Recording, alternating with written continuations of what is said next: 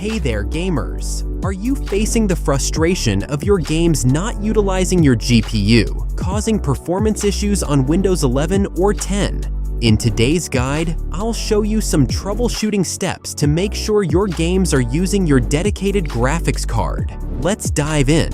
Tutorial Steps. Step 1. Open your GPU control panel. Usually, it's NVIDIA control panel or AMD Radeon settings, depending on your graphics card. Step 2. Navigate to Manage 3D Settings, NVIDIA, or Switchable Graphics, AMD within your control panel.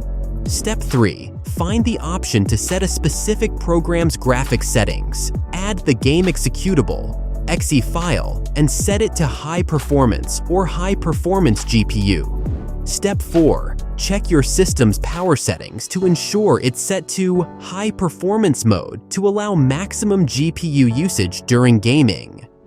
Tip for troubleshooting. If these steps don't solve the issue, try updating your graphics drivers or checking for game-specific settings that might override the GPU selection. And there you have it. Some troubleshooting steps to ensure your games are utilizing your dedicated GPU on Windows 11 or 10.